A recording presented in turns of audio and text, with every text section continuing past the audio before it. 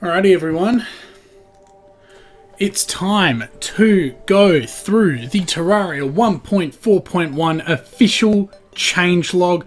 That's right, there's all the content on these pages. There's a lot of it. So I'm going to go through the entire changelog. I may break this video into two parts. We'll see how it goes. But I said I'd do it, so here we go. A summary of Terraria 1.4.1. New content.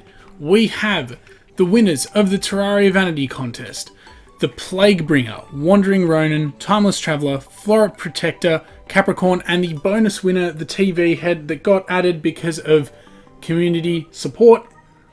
So these are the 6 vanity sets that won the community contest. Congratulations to everyone here. They've added new achievements, a new credit sequence, a music box, and the new soundtrack as well. Added a new princess NPC with a variety of related items, including a new weapon that you get when she dies. A new early game summon equipment, Flink's fur coat and the Flink staff. So I have made videos on the princess NPC and her items and this, as well as the new pre-hard mode whip. Made a video on that. And added lava-proof fishing hook and angler tackle bag tinker. So that's the lava-proof tackle bag. I've made a video on that as well. Beehives and antlion eggs can now be crafted and placed. For some reason, if you'd ever want to do that, there you go, that's there. And also added a rainbow cursor vanity accessory. So I might need to check that out. Just some basic changes to vanity accessories. Ultra Bright helmet now supports visible hair when worn. So it's just how they look. It's just a bit different. Other design changes. Sprite update for orange/amber phase saber. Just some overhauls, stuff like that. I'm not going to go over bug fixes because there'd be a lot of them and it's not worth watching. There's a new soundtrack for the Torch God based on Terraria Otherworld. And the bestiary now indicates if a drop is wave-based / if it only drops after a certain wave in Frost Moon and the Pumpkin Moon, which is cool. And new filters to the journey mode duplication, all and stuff. So let's begin with melee weapons. So Terrorblade and True Swords have been somewhat overhauled in both crafting and function. Note, Mothron now only spawns after Plantera. As a result, the Broken Hero Sword is post Plantera only. So the True Knight's Edge has had a buff and a tier shift. Projectile damage now does 1.5 of the base damage, is now auto swing and is crafted with the Knight's Edge plus some of all 3 boss souls. No longer requires a Broken Hero Sword. True Excalibur, increased damage from 66 to 70, is now auto swing. Projectile now pierces once, hitting up to 2 enemies, is now crafted with the Excalibur plus Chlorophyte bars, no longer requires a Broken Hero Sword. Terrorblade has damage increase, use time decrease, projectile damage increase from 1.25 to 1.5 times of the base damage, and is now crafted with the 2 True Swords and a Broken Hero Sword. So instead of needing 3, you only need 1 now, which is interesting. Beam Sword, scaled from increase from 1F to 1.3F. This makes the sword itself larger. Brand of the Inferno had the same treatment. Sun Fury has been nerfed. So base damage from 35 to 32. Arcalis has been buffed from 20 to 25 and now ignores up to 20 enemy defense. Chain Guillotine, damage increased from 43 to 59. Ghastly Glaive. Immune Frame. Oh, is that from the... That must be the one from the Older One's army. Immune Frame duration reduced from 36 to 20. In effect, this means that the spear itself can hit more often, including more easily with a single swing.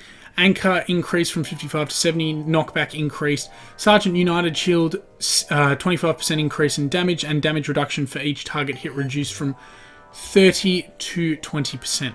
Scourge of the Corruptor, damage increased from 64 to 70%, 64 to 70. Damage of Mini Eaters increased from 70 to 75% of the base damage. So the yo-yos have had a bit of a rework. Balance changes made to Chick, Amarok, and Hellfire in 1.4 are being reverted. I don't really remember what they were. The changes made to Code 2, Amazon, and Kraken are not being reverted / adjusted. Gradient had its damage increased, and Format C's had its damage increased. Lightsbane, one damage buff. It's not much. Brewmaster, damage increased from 21 to 26. Knockback increased from 2.5 to 3. Fiery Greatsword, damage increased from 36 to 40. Beekeeper, reverting the changes. I don't really remember what they were. Phase Blades have had a little bit of a buff. Night's Edge is finally auto swing and use time decreased from 27 to 21. Thank you. That's what I like to see. That was a much needed buff, I think. Use time decrease on the banana rings to 11. Increase both the projectile speed and the return speed of the bananas. Thorn Chakram and Flamerang increase both projectile speed and return speed, with Flamerang being faster. Sleepy Octopod, damage increased from 40 to 50. Increased hit radius / size of the attack by 35%. Flying Dragon, damage increased from 90 to 180. Wow, that's a big increase.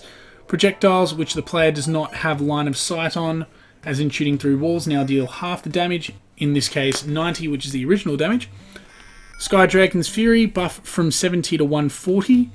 Projectile damage decreased from 75% of the base damage to 50% of the base damage. This means instead of doing 52, it will now do 70. Starlight's been buffed, yay. 70 to 80, bonus critical chance. And Daybreak, projectiles now explode when expiring or upon hitting a wall. This explosion does an additional 100% weapon damage and can hit nearby enemies as well. Cool. Onyx Blaster has been nerfed. That's a sad day. Damage decreased by 4 and use time increased by 3. Quad Barrel Shotgun has had a tier shift. Damage decreased from 24 to 17. Projectile count increased from 4 to 6. Use time increased from 45 to 55. The arms dealer now only sells this after Skeletron. Stake Launcher has had a buff. Wow. Use time decreased from 26 to 12, so this is much faster now. Applies a 10% damage penalty to the next hit for each enemy after a projectile pierces. So you can only hit so many enemies now. Blowpipe, use time decreased. Increases seed ammo damage from 3 to 4. Jack-o'-lantern launcher, use time decreased. Exploding jack-o'-lanterns damage increase from 30 to 60. Dart gun / rifle. The balance changes made to the dart gun and rifle are being reverted from the 1.4 changes. However, the changes made to the ammo are being left as is. The tsunamis had a damage decrease. Nano bullets can now bounce once and will smart bounce at a nearby target if one is in range. That's cool. Post bounce bullets only deal 66% damage. Bean aids for some reason got nerfed. Crazy. Bone arrows have been buffed. Chlorophyte bullets have been nerfed. Cursed bullets buffed. Also increased speed to match equal bullets. See debuff section for details of Cursed Inferno changes. Okay. Meteor Shot rework. Damage decreased from 9 to 8. Rework the immunity time system of Meteor Shot so rapid fire / shotgun type weapons using it are unlikely to result in bullets missing due to immunity frames. That's cool. High velocity bullets. Damage increase. Projectiles now pierce twice. Nice. Applies a 15% damage penalty to the next hit after a projectile pierces. Immunity system matches the revised Meteor Shot. Rapid fire weapons using HV bullets should not have issues with immune frames. Cool. Crystal bullets only generate 2 shards on impact instead of 3. That's a shame. Jester arrows apply a 10% damage penalty for the next hit for each enemy projectile pierces. That's also a shame. And unholy arrows nerf. Huh. Wow. Okay. 5% damage penalty. Life Drain buff. Damage increased from 30 to 35. Like Medusa Head, should now no longer consume mana when being used but not hitting anything. Nice Glow has been buffed. Mana cost decreased. Projectiles can now bounce. That's cool. Improving their performance against enemies on the ground instead of causing the projectiles to break when impacting the floor. Shadow Beam Staff's gotten a buff. 260, use time decrease, damage reduction for each target hit reduced from 20% to 10%. Unholy Trident, damage increase from 53 to 60. Wrong thing. Damage increase from 73 to 88, applies a 10% damage penalty for the next hit. Poison Staff, has increased range. Venom Staff has increased range. Medusa's Head increased range. Crystal Vial Shard now ignores up to 10 enemy defense, which is cool. Nettle Burst, the exact same. And Wasp Gun, the exact same. Razorblade Typhoon. Previously, this weapon fired 2 projectiles for every use, consuming mana only once. Now it fires 1 projectile for the same mana cost and use time. However, that projectile now deals 50% more, increased from 60 to 90 damage. So this is a rework. It says, given how swarmy/spammy this weapon is, a large portion of its damage was lost to immune frames, meaning that while it excelled at clearing large groups of enemies, it was lackluster at single target damage due to its relatively low damage per hit and immune frame issue.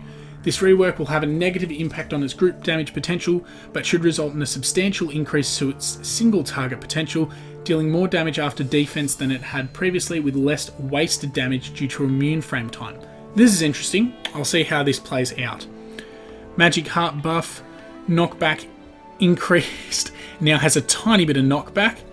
Mana cost increased from 4 to 5, applies a 5% damage penalty next hit.